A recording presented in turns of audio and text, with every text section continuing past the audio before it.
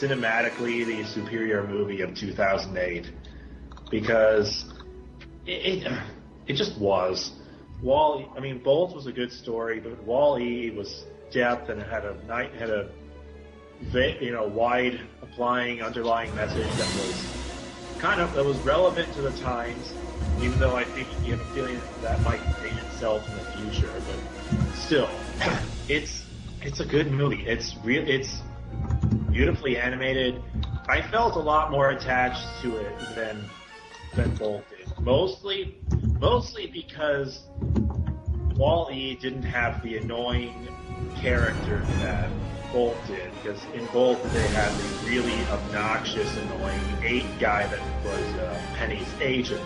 Now, despite that, I'm gonna have to disagree with you on, at least for my personal opinion, on the whole Wall-E being more superior to Bolt, just because I'm more into the whole action-packed seriousness going on. But that's just personal me. Now back to Wall-E. I think it was most definitely a cute movie, and just the visuals and the story itself is just it's just not subpar, but really good, enjoyable. I really love the music for it too.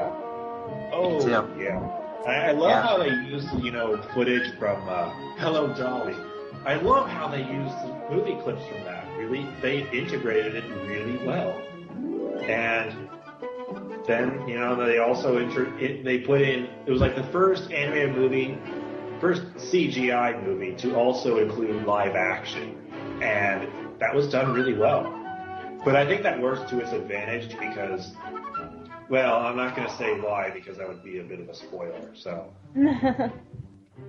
Now, moving on real fast because I think we have time within this segment of the recording to quickly do the How to Train Your Dragon review that we wanted to, kind of do.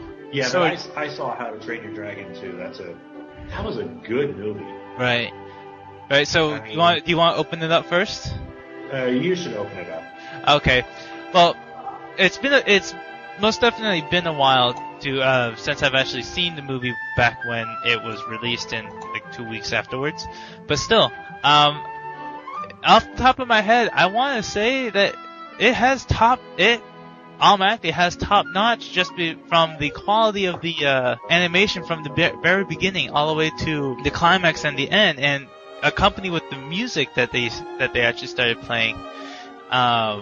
It's amazing. It's amazing. It reminds me of, to anybody who enjoys those fantasy medieval sort of type of games and the music, even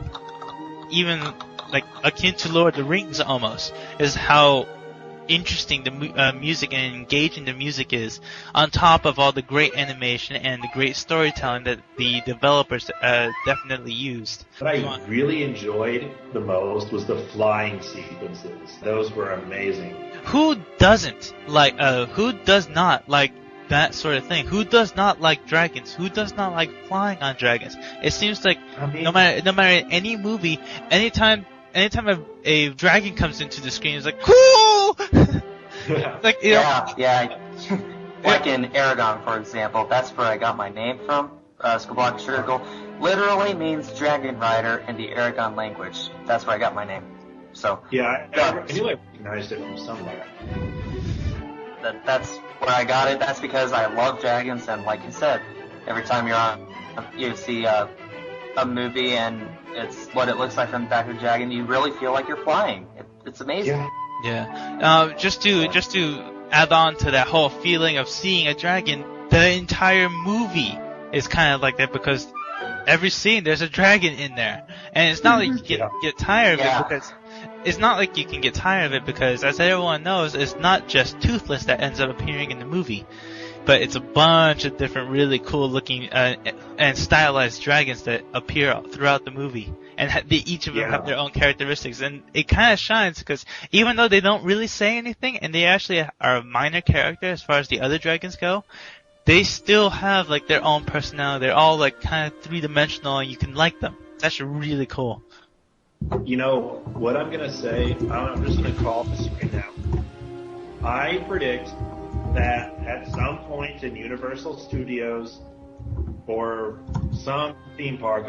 At some point, they're going to have a How to Train Your Dragon ride somewhere. Maybe. That would be fun.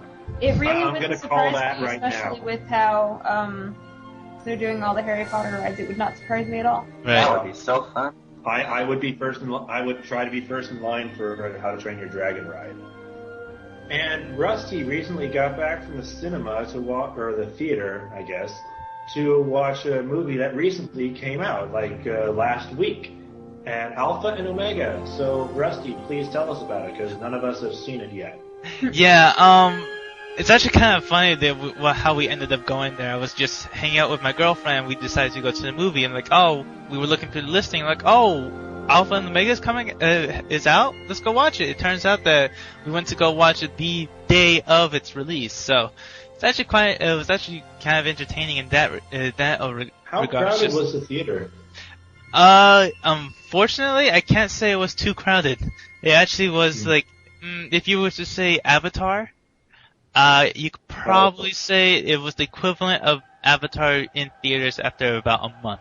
But there were still some. There were still really little kids even, and there were actually still another couple, like my girlfriend and I, just going there to see it. So, but anyways, to the movie itself. Now, one thing that I remember seeing before ever thinking of going to see actually watching the movie was that there was a lot of people, specifically artists, who were really complaining about the animation style and the hair and the anatomy details.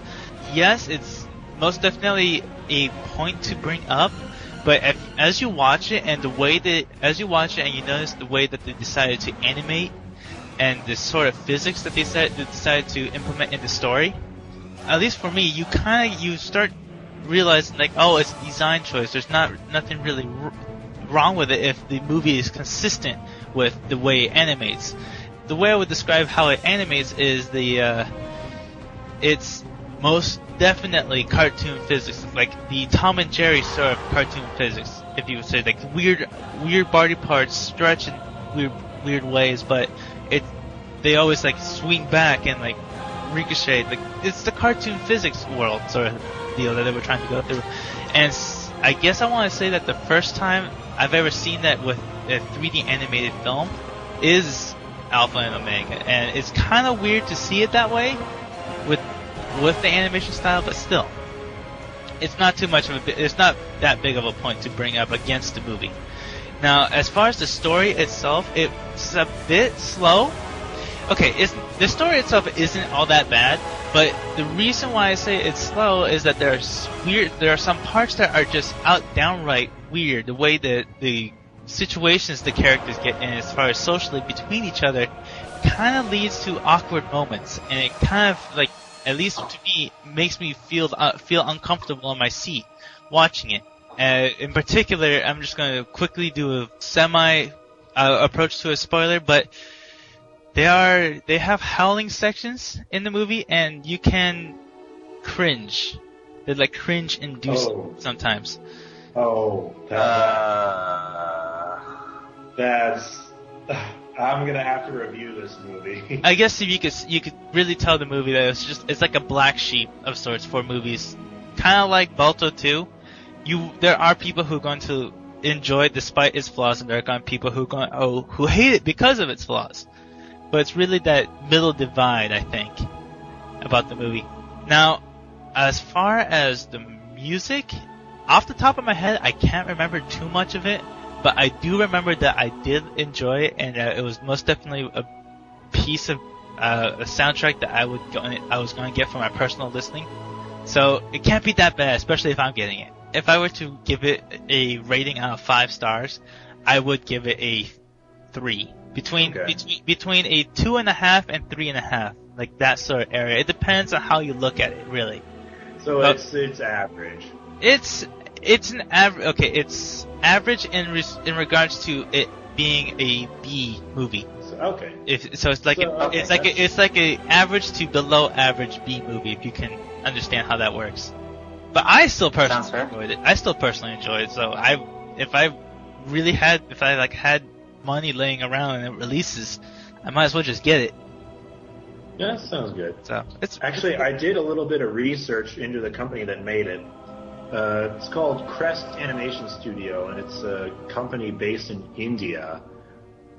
And which is surprising because the last episode we were talking about Planet 51, which was surprisingly not done by DreamWorks or Disney, but rather by a Spanish studio called Ilion Animation.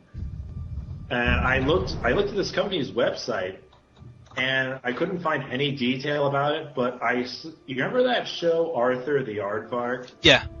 Yeah. I have no idea Well, what you're talking about. I saw there was an image on this website of a 3D rendered version of Arthur and his family. Wow. And I was like, oh, Wow. are they really going to do that? I don't know, because I looked over the website and I couldn't find anything about it, but that's an interesting idea. Wow. I mean, I don't know. This company could do good things. It might be just starting out because this is its first foray into CGI animation. Yeah. So, Which reminds me a little bit. Sorry to just jump back into a portion into my review, but I had two more things to say about the movie. I wanted to complain a little bit about the dialogue, just because it's like a good portion of the other, like some other parts of the movie. It's kind of awkward, and particularly because the movie is aimed for like entertaining little kids and stuff, and not too little kids, but kids, right?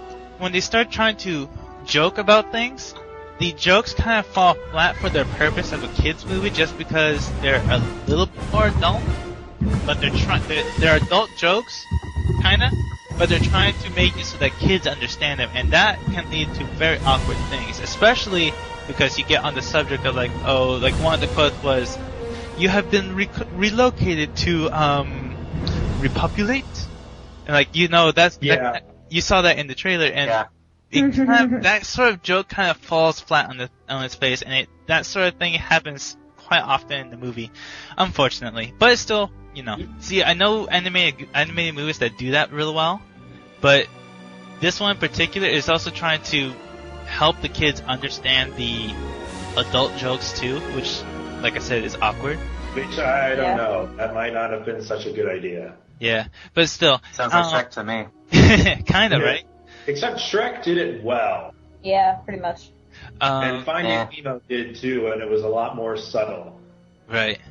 Okay, now last thing I wanted to add is, to anybody who wants to do sort of like 3D animation and like that, just in animation in general, or just curious as to the behind the scenes material, this movie actually does something incredibly interesting for for the background images for the credits. As they go through the credits, it's on a black screen with the white text scrolling up, but as it goes on, there's these pre-release like development images and material that just fly off across the screen and whatnot. It's actually really cool. You can see concept art that just flies around. You can see the unfinished renders of the character models and the backgrounds and stuff like that.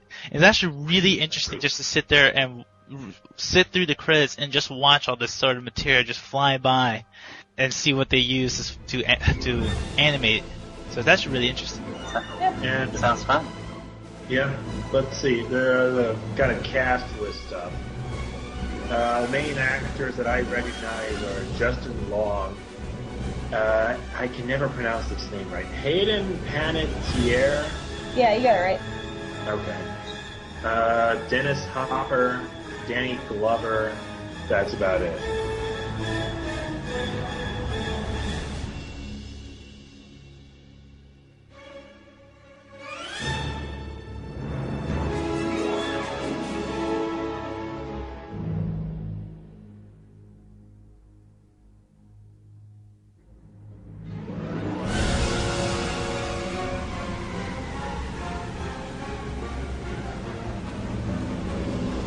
Now we're going to talk about some releases that have happened or upcoming that are about to release and stuff like that. So we'll give it back to Skull. Yeah.